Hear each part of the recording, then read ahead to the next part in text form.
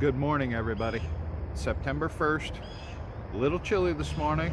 As you can see, wearing a flannel shirt. We got a few things to do in the barn this morning, and then after that I'm not quite sure what's going to go on, but there's always something to do on the farm, so we're going to figure it out as we go. So you guys come along for the ride and let's see what happens today. Guess I should have put a drip tray underneath the trailer where the cylinder was leaking. My bad.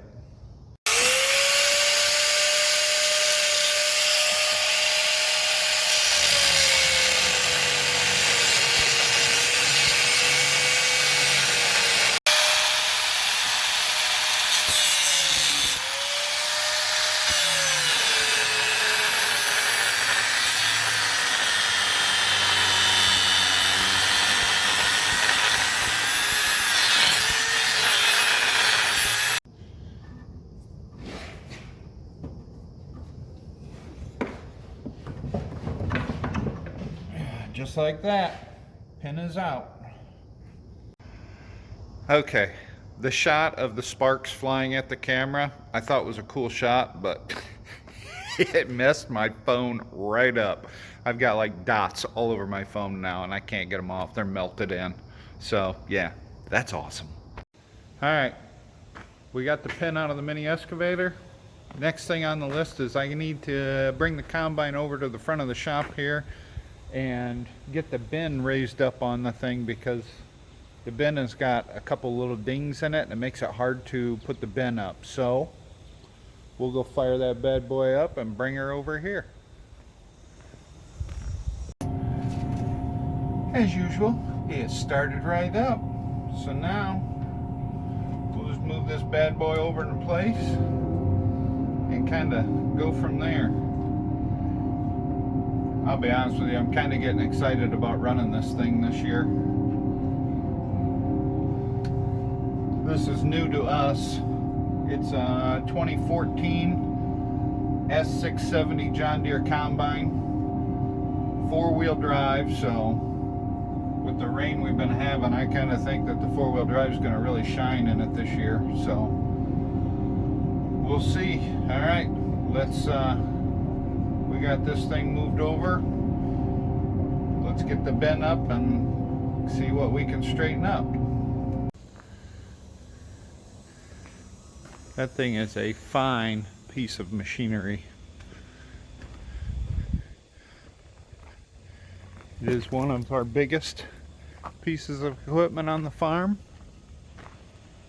Also one of the most expensive pieces of equipment on the farm. So let's get up inside this bin and figure it out.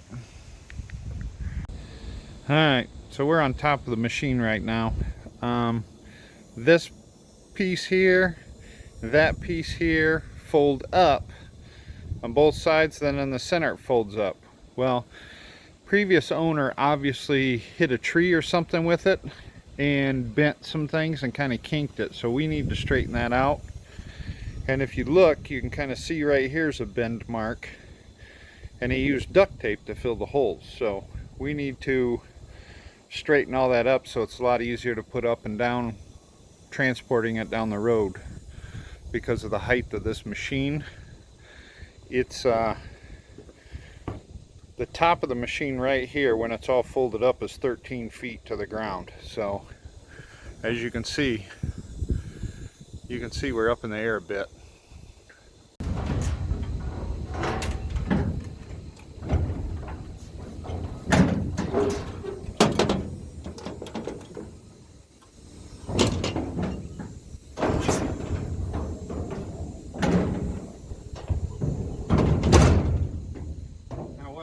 Is there's another piece here that folds up on top of it, so it makes the bin even taller to hold more bushels.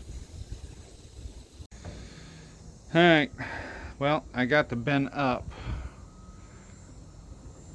and I'm really considering taking this whole top section off right here. Our old combine never had the top section on and we got by just fine without it. The only problem would be the sensors here. I'd have to take this sensor and move it up a little farther on there and then unhook that sensor, but that's not a big deal. Just so you can get a better view at it. See how bent out this is? That should be straight, and it's not. Which they cobbled it together, the previous owner, and then duct taped it all together so it wouldn't leak grain out. If I just eliminate this whole top section completely, I don't have to worry about jacking with this thing. Alrighty, well, as you can see, I got them top bend extensions off. We're good to go. Combine's all set, ready to go. Next thing is trying to get the semis out, and got to change oil nose and grease them and change the fuel filters. There's a lot to do to the semis, so I guess we'll start working on those. Here's the little Freightliner that we pull these two trailers with. I need to figure out if this thing will even start. It hasn't been run in a while. I got it hooked to that trailer, got to unhook that. So we'll have to see if this bad boy will start. Let's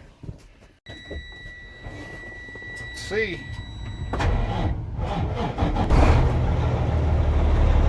Can't beat that.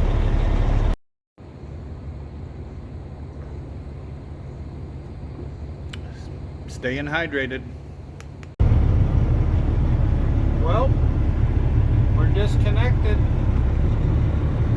Now we'll take it for a little drive up and down the road and make sure everything's lubricated and get her in the barn when we can to get an oil change done to her.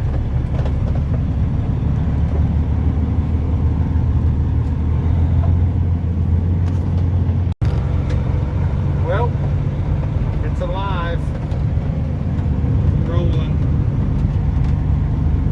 Running up and down the road, it gets all the oil circulated up into the axles and things like that, and transmission, everything gets lubricated good that way, and warms the oil up so we can change the oil. So we'll get this back to the farm, and that way we can get her in the barn. Getting the tank welded.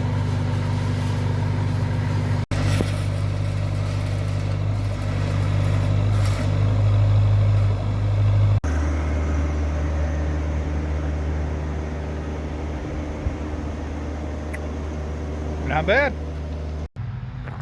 Well guys, I'm gonna call it an evening. The tank, we ended up not getting that all welded because of the fact that the metal underneath is too thin. So I'm gonna have to actually pull the tank off the trailer tomorrow so we can flip it upside down and figure out how thin of an area it is so we can get a patch made for it and repatch it.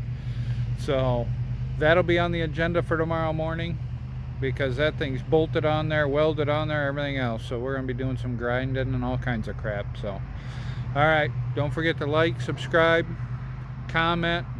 I appreciate you guys. Have a good night.